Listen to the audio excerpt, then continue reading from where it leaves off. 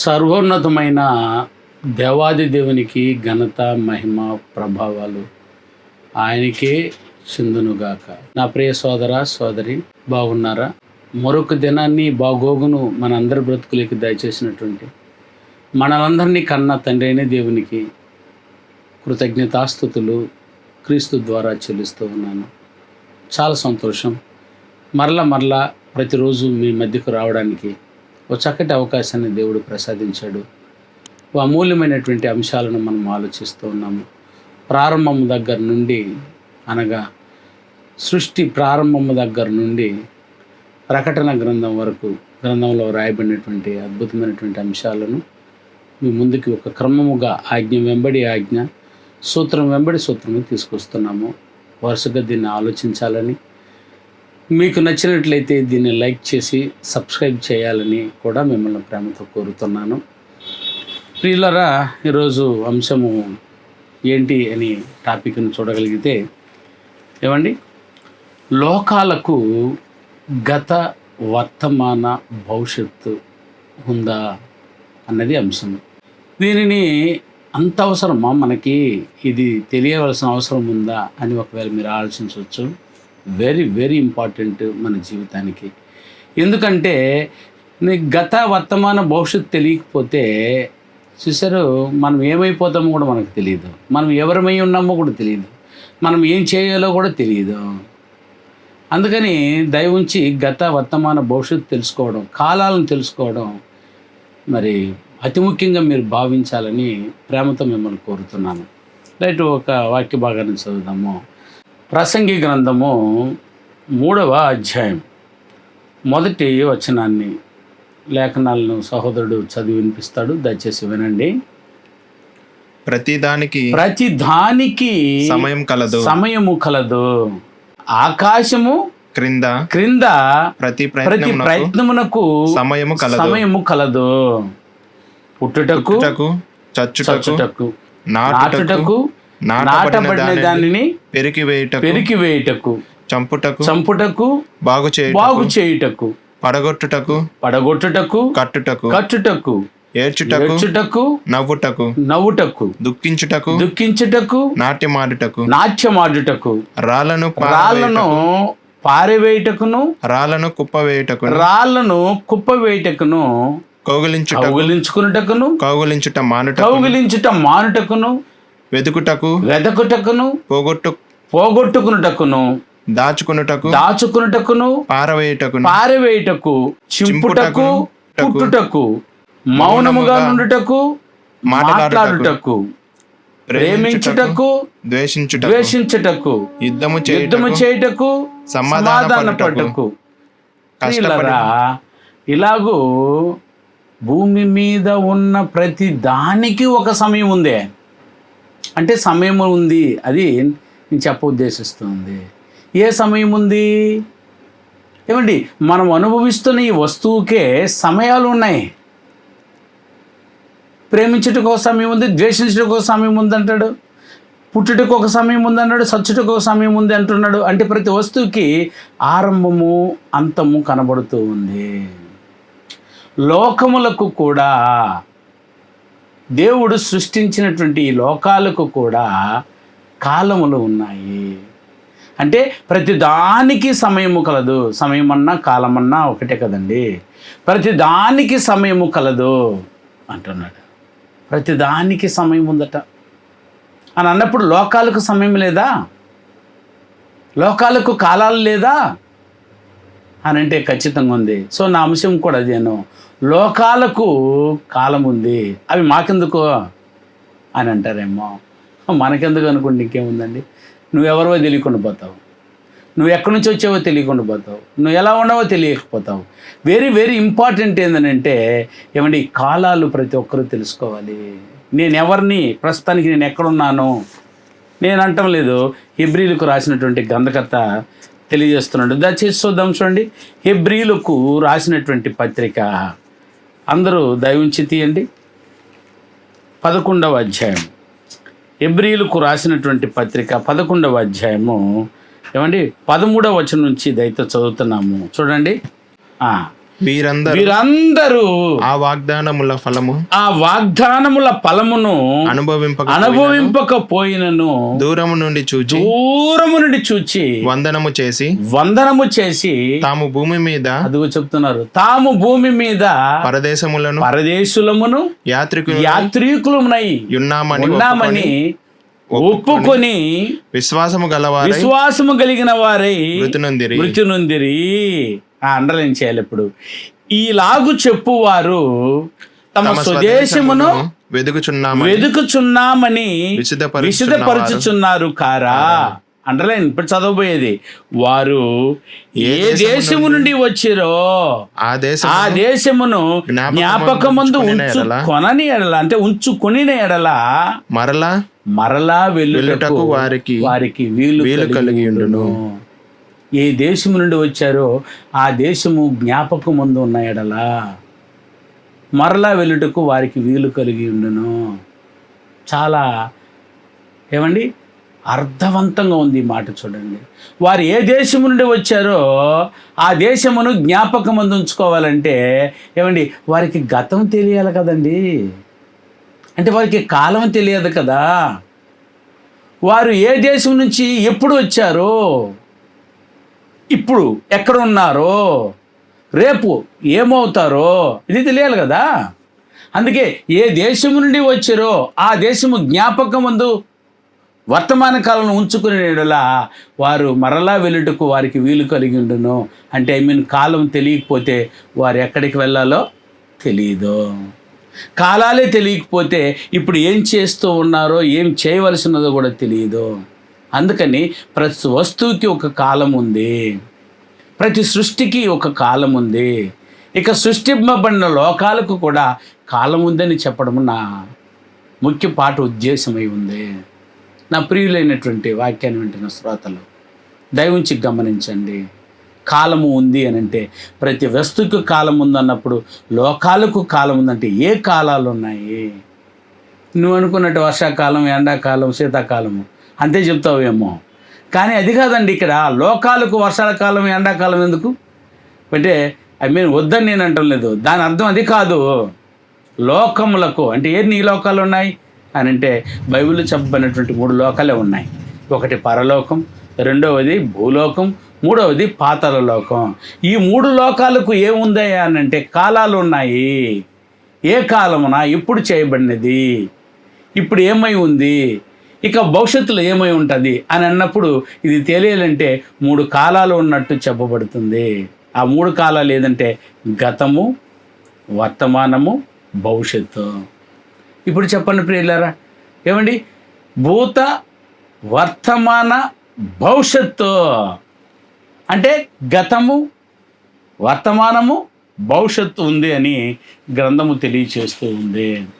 కనుక నా ప్రియమైనటువంటి సోదర సోదరీమణులు దయవుంచి మీరు గమనించండి. 3 కాలాలు ఉన్నాయని అంటే పరలోకమునకు కాలం ఉంది. అంటే పరలోకానికి కూడా ఏముంది నాయనా? గతము, వర్తమానము, భవిష్యత్తు ఉంది. భూలోకానికి కూడా ఏముంది? గతము, వర్తమానము, భవిష్యత్తు ఉంది. పాతాళ లోకానికి కూడా గతము, వర్తమానము, భవిష్యత్తు ఉంది. లోకాలకు గత, వర్తమాన, భవిష్యత్తు ఉంది. ఇది తెలుసుకోవడం మనకు చాలా చాలా అవసరము. ప్రకటన గ్రంథంలో ఒక గొప్ప మాట, 3 కాలాలు ఉన్నాయి అన్నట్టు మాట్లాడుతూ ప్రకటన గ్రంథం 4వ అధ్యాయం 8వ వచనం చదువునా. ప్రకటన గ్రంథం 4వ అధ్యాయం 8వ వచనాన్ని దయతో చదువుగా మనం విందాం. చూడండి, ఈ మాటల్లో కూడా ఈ 4 జీవులలో ప్రతి జీవికి 6 రెక్కలు ఉండును. అవి చుట్టూను రెక్కల లోపటను కన్నులతో నిండి ఉన్నవి. అవి భూత వర్తమాన భవిష్యత్ కాలంలో ఉండు సర్వాధికారియు దేవుడునగు ప్రభువు పరిశుద్ధుడు పరిశుద్ధుడు పరిశుద్ధుడు పరిశుద్ధుడు అని మానక రాత్రింబగలు చెప్పుచుండును. ఈ సందర్భంలో మనం గుర్తించవలసిన మాట ఏది అంటే భూత వర్తమాన భవిష్యత్తు కాలములలో ఉండు సర్వాధికారి అంటే దేవాది దేవుడు. చూడు, కాలములకు అతీతమైన వాడు కూడా. చూసారండి, కాలాలే లేవు ఆయనకి. కానీ 3 కాలాల్లోనూ ఉన్నవాడు, 3 కాలాలకు ముందు ఉన్నవాడు. అంటే గత, వర్తమాన, భవిష్యత్తు ఏమండి ఆయనకు అవసరం లేదు.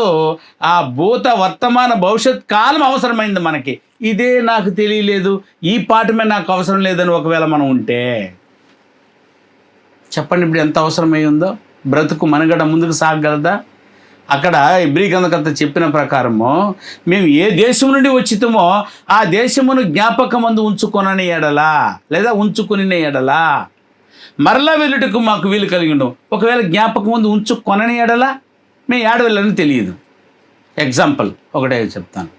మనమందరం ఇప్పుడు మీటింగ్కి ఎక్కడి నుంచి వచ్చాము? ఇంటి దగ్గర నుంచి వచ్చాము. ఓకేనండి. మీటింగ్ అయిన తర్వాత ఎక్కడికి వెళ్ళిపోవాలి? ఇంటికి వెళ్ళిపోవాలి. ఇది తెలిసింది. కానీ ఇప్పుడు నేను అడుగుతున్న ప్రశ్నలు చూడండి. మీరు ఎక్కడి నుంచి వచ్చారో, అంటే ఇంటి నుంచి వచ్చారు కదా అన్న విషయాన్ని మర్చిపోండి కాసేపు. మీటింగ్ అయిన తర్వాత మీరు ఎక్కడికి వెళ్దరు? మీరు ఇంటికి అనకూడదు మరలా. ఎందుకనంటే ఇంటి దగ్గర నుంచి వచ్చానన్న విషయాన్ని ఏం చేయమన్నాను? కాసేపు మర్చిపోమన్నాను. మర్చిపోయారనుకోండి ఎక్కడికి వెళ్ళాలో తెలియదు. చూసారా, పిచ్చోళ్ళలాగా ఇక్కడే తిరగాలి. మీటింగ్ వదిలిన తర్వాత ఎక్కడికి వెళ్ళాలి? ఇంటికి వెళ్ళాలన్న మాట మర్చిపోయారంటే ఎడపోతారు. అదేవిధంగా భూమి మీదకి వచ్చిన వారందరూ మర్చిపోయారు, పిచ్చోళ్ళై తిరుగుతున్నారు.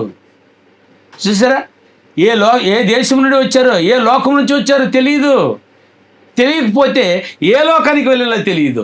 కాబట్టి భూమి మీద వారి కంటికి కనబడేది ఏదంటే ఈ జాను పొట్టను కాపాడుకోవడం బ్రతుకు అనుకుంటూ ఉన్నారు. వద్దు ప్రియ సోదరి సోదర. అందుకే కాలాలు తెలుసుకోండి. గత, వర్తమాన, భవిష్యత్తులో ఏముందో తెలుసుకోండి. ఆ కాలాలు ఉన్నాయని తెలుసుకోండి. ఆ కాలాలను ఇంత స్పష్టంగా దేవుడు రాసి చూపిస్తుంటే ఆ కాలాల గురించిన పాఠం నాకెందుకు అనుకుంటావేంటి? అప్పుడు నువ్వు ఎలా లక్ష్య సాధనాన్ని సాధించగలవు? ఎంత కాలం వచ్చింది, ఎంత కాలం అయి ఉంది, ఎంత కాలంలో వెళ్ళిపోతాము, ఈ విషయాలు ఏది తెలియకపోతే ఏమండి భూమి మీద మనుగడ కొనసాగలదా చెప్పండి? కాలం వెరీ వెరీ ఇంపార్టెంట్. అందుకే ఈ మాటలు మాట్లాడుతూ ప్రకటన గ్రంథం 1వ అధ్యాయము 8వ వచనంలో కూడా గొప్ప మాట అంటున్నాడు. చూడండి ప్రియులారా, అల్ఫయు ఒమేగాయు నేనే, వర్తమాన భూత భవిష్యత్ కాలములలో ఉండువాడను నేనే అని సర్వాధికారియు దేవుడు నగు ప్రభువు సెలవిచ్చుచున్నాడు. అల్ఫయు ఒమేగా. అల్ఫా ఒమేగా అంటే ఇది గ్రీకులోని అచ్చులు. చూస్తుంటే అల్ఫా అంటే ఏబిసిడి జెడ్ వరకు ఉంది కదా. ఏ అంటే ఆల్ఫా గ్రీకులో అంటే మొదటి అక్షరం. ఒమేగా అంటే ముగింపు, జెడ్ లాగా. ఏ టు జెడ్ అంటమే అట్లా ఆల్ఫా టు ఒమేగా అని అర్థం. ఇక ఆదియు అంతము అదే అర్థం. అల్ఫయు ఒమేగాయు నేనే, ఆదియు అంతమును నేనే, కాలాన్ని నేను, కాలము లేనివాడను, కాలం ఉన్నవాడను. కాలాలు నాకు ఏమంటే అసలు పరిమితి కాదు. అది దేవునికి. మనకైతే ఖచ్చితంగా కాలాలు ఉన్నాయి, సృష్టికైతే కాలాలు ఉన్నాయి. సరే, ఎన్ని సంవత్సరాలు ఈ చెట్టు కాలం ఉంది, ఎన్ని సంవత్సరాలు అయింది ఈ సృష్టి నిర్మాణమయ్యి, కాలాలు ఉన్నాయి. ఇది లేదంటే ఎలాగూ? ఒకవేళ నాకు తెలియదు, నేను తెలుసుకోకూడదు అనుకున్నావంటే నువ్వు ముందు మనుగడను ముందుకు సాగించలేవు. అందుకని చూడు ఎంత చక్కగా చెప్తున్నాడో. యెషయా గ్రంథం, బైబిల్ తెరిచి చూద్దాం. చూడండి ప్రియులారా, యెషయా గ్రంథం 44వ అధ్యాయం 6వ వచనం చదువునా. ఇజ్రాయేలీయుల రాజైన యెహోవా, తండ్రి అయిన యెహోవా, వారి విమోచకుడైన సైన్యములకు అధిపతియగు యెహోవా ఇలాగు సెలవిచ్చుచున్నాడు. నేను మొదటివాడను కడపటి వాడను, నేను తప్ప ఏ దేవుడు లేడు అనడానికి చెప్తున్నటువంటి సందర్భం ఇది. ఆరంభము టు అంతము వరకు ఆయన ఉన్నాడు. కాలాలకు అతీతమైనవాడు, కాలానికి ముందు ఉన్నాడు, కాలము తర్వాత ఉండేవాడు, నిత్యుడు. ఇక చెప్పాలంటే ఆయనకున్న అర్థము. మనకు సృష్టికి ఖచ్చితంగా కాలాలు ఉన్నాయి. అది భూత, వర్తమాన, భవిష్యత్ కాలంలో గత, వర్తమానము, భవిష్యత్తు ఉంది. సో లోకాలకు భూత, వర్తమాన, భవిష్యత్తు ఉంది అని మీకు చెప్పడం నేను సంతోషిస్తూ ఉన్నాను. ఇక్కడ మేము చూస్తే ఏమండి, సర్వ సృష్టికి గత వర్తమాన భవిష్యత్తు ఉంది అని అంటే అసలు గతం అంటే ఏంటి? గతము అనే పదానికి అర్థం ఏంటంటే ఏమండి, ప్రారంభాన్ని చూపిస్తూ ఉంది. గతము జరిగినది, ఆరంభంలో ఏం జరిగింది, ఏమండి ప్రారంభంలో ఏం ఉన్నది అన్న దానిని తెలియజేసే దాని పేరు గతము. ఇక వర్తమానం అంటే ఇప్పుడు కొనసాగింపుగా జరుగుతున్నది ఏది, ఇప్పుడు నౌ ఇస్ ద ప్రజెంట్, ఇప్పుడు ఏం జరుగుతూ ఉంది దాన్ని తెలియజేసేదాన్ని వర్తమానం అంటారు. ఇక భవిష్యత్తు అంటే జరగబో వాటిని చూపించేది, అనగా అంతమును చూపించబోతుంది, ఏమైపోబోతుంది ఇది అని. ఆరంభము, జరుగుతున్నది, జరగబోతున్నది. సో ఈ కాలాలు నీకు తెలుసా? ఏమండి, ఆరంభంలో ఏం జరిగిందో తెలుసా, ఇప్పుడు ఏం జరుగుతుందో తెలుసా, రేపు ఏం జరగబోతుందో తెలుసా? ఇది తెలియకపోతే ఇంకేంటండి మనిషి భూమి మీద బ్రతికేది? అందుకని ఖచ్చితంగా గుర్తించండి గతమును, వర్తమానమును, భవిష్యత్తును. ఒకవేళ మీరు వీటన్నిటికీ గుర్తించకపోయినా, ఈ వస్తువులకు గుర్తించకపోయినా పర్లేదు, కానీ లోకాలకు గత వర్తమానం తెలియకపోతే నువ్వెవరవో తెలియదు, నువ్వు ఎక్కడికి వెళ్ళాలో కూడా తెలియదు, నువ్వు ఎక్కడి నుంచి వచ్చావో కూడా తెలియదు. కానీ ప్రతి మనిషికి తెలియవలసినటువంటి మొదటి అవసరమైనటువంటి ప్రశ్నకు జవాబు ఇదే. ఏమండి, మీకు వచ్చా? ఏమండి, ఎక్కడి నుంచి వచ్చారు? నో. ఇప్పుడు ఎక్కడున్నారు? ఇది మాత్రం వచ్చు, భూమి మీద ఉన్నాము. రేపు ఎక్కడికి వెళ్తారు? We don't know. ఇదేంటండి, మహాగనులు, పెద్ద పెద్దవారు, ఏమండి ఎంతమంది అయితే మీరు పెద్దలు అనుకుంటున్నారో, ఎంతమంది అయితే గొప్ప వాళ్ళు అనుకుంటున్నారో వారంతా నీ ప్రశ్న అడగండి. ఎక్కడి నుంచి వచ్చారో తెలియదు, ఎక్కడ ఇప్పుడు ప్రస్తుతానికి ఇక్కడ ఉన్నారు, ఈవెన్ ఎక్కడికి వెళ్తారో తెలియదు. ఇదేం గొప్ప అండి? 4 పైసలు కలిగి ఉన్న గొప్ప? ఏమండి, జాను పొట్టను కాపాడుకోవడము అది గొప్ప? ప్రశస్త వస్త్రములు కట్టేయడము గొప్ప కాదు ప్రియమైన వాళ్ళారా. ఇవన్నీ కూడా లేకుండా చూశారు, ఇవి 3 తెలుసుకొని బతుకుతున్న వారే గొప్పవారు. నిజంగా ఈ మాటలు చదవగలిగితే ఏమండి, ఎక్కడి నుంచి వచ్చిందో వాస్తవం, వస్తున్నది వాస్తవం. కోట్ల మంది వస్తూ ఉన్నారు. ఆదాము దగ్గర నుండి ఇప్పటి వరకు అనేక మంది వస్తూనే ఉన్నారు కోట్లాది మంది. ఇప్పుడు ప్రస్తుతానికి భూమి మీద ఉన్నారు కోట్లాది మంది. హేబేలు మొట్టమొదట పుట్టిందేమో ఆదాము, మొట్టమొదట చచ్చిపోయిందేమో హేబేలు మొదలుకొని ఇప్పటి వరకు చనిపోతూ ఉన్నారు. ఎక్కడికి పోతున్నది వాస్తవము, వస్తున్నది వాస్తవము. ఎక్కడి నుంచి వచ్చారో తెలియదు, ఎక్కడికి వెళ్ళిపోతున్నారో తెలియదు. ఇవి తెలియాలంటే ఏం తెలియాలన్నా ఖచ్చితంగా కాలములు తెలియాలి. ఏమండి, గత వర్తమాన భవిష్యత్ కాలాలు తెలియాలి. అంటే దీన్ని బట్టి చూస్తే లోకాలకు కూడా చెప్పాను కదా, గత వర్తమానం ఉందంటే ప్రతి లోకానికి గత వర్తమానం నీకు తెలిస్తేనే ఇప్పుడు నువ్వు భూమి మీద ఎందుకు పుట్టావు అన్న విషయం నీకు అర్థమవుతుంది. అందుకని గత వర్తమాన భవిష్యత్తు ఉందన్న విషయం తెలియకుండా మాత్రం దయ ఉంచి బ్రతకండి. ఏమండి, తెలుసుకోవడానికి మీరు ప్రయత్నం చేయండి. తెలియకపోతే మీరు ఎక్కడి నుంచి వచ్చారో తెలియదు, ఎక్కడికి వెళ్ళాలో తెలియదు. గతం తెలిసిన వాడైతే ఖచ్చితంగా మాట్లాడతాడు, నేను పరలోకం నుండి వచ్చాను, నేను పరదేశిని భూమి మీదకు. అంటే పరదేశం అంటే ఈ దేశంకు సంబంధించిన వాడిని కాను. మరి ఏ దేశం నుంచి వచ్చావు? పరలోకం నుండి వచ్చావు. ప్రస్తుతానికి భూమి మీద ఉన్నాను. ఆ తర్వాత నేను ఏ లోకం నుంచి వచ్చాను, తిరిగి ఆ లోకమునకు తిరిగి వెళ్ళాలి. నరులారా తిరిగి రండిని దేవుడు ఆహ్వానిస్తున్నాడు కీర్తనలు 90లో. అలా అన్న ప్రకారము ఆ విషయం నీకు తెలిస్తే కదా. అందుకే గత వర్తమాన భవిష్యత్తు ఉందని మొదట నువ్వు గమనించవలసింది లోకాలకు, తర్వాత సృష్టించిన సృష్టిలో ఉన్నటువంటి వస్తువులకు, ఈ సృష్టిని అనుభవిస్తున్నటువంటి మానవుడని నీకు ఈ విషయం తెలియాలి. గత వర్తమాన భవిష్యత్తు కాలంలో నీకు తెలియాలి. సో లోకాలకు మాత్రమే కాలం ఉండేది, దేవాదేవునికి కాలాలకు అతీతుడు అతను. ఏమంటే ఆయన కాలము లేనివాడు, యుగములు ఉన్నవాడు, నిత్యము ఉన్నవాడు అని వాక్యంలో చెప్పబడుతూ ఉంది. ఒక మాట చదువునైనా ప్రసంగి గ్రంథం 3వ అధ్యాయం, ప్రసంగి గ్రంథం 3వ అధ్యాయం 11వ వచనం చదువు. దేని కాలమునందు అది చక్కగా ఉండునట్లు సమస్తమును ఆయన నియమించి ఉన్నాడు. నియమించండి. బాబా ఏనైనా దేని కాలమందు అది ఏముండాలట, ఎలా ఉండాలట? చక్కగా ఉండునట్లు సమస్తమును ఆయన నియమించి ఉన్నాడు. అంటే ప్రతి దానికి ఏముందని అర్థమవుతుంది? కాలము ఉంది. దేని కాలమున అది సృష్టించబడింది, దాన్ని చక్కగా అమర్చి ఉన్నాడు. భూలోకము చక్కగా అమర్చబడింది అని అంటే దానికి గతం ఉంది, వర్తమానం ఉంది, భవిష్యత్తు ఉంది. పరలోకానికి గతం ఉంది, వర్తమానం ఉంది, భవిష్యత్తు ఉంది. పాతాళలోకానికి గతం ఉంది, వర్తమానం ఉంది, భవిష్యత్తు ఉంది. అంటే వాటన్నిటిని చక్కగా మన కొరకు దేవుడు దాన్ని బైబిల్లోనే నిర్మాణం చేసి చూపించి ఉన్నాడు. అది నువ్వు తెలుసుకోవడం నీ అవసరము.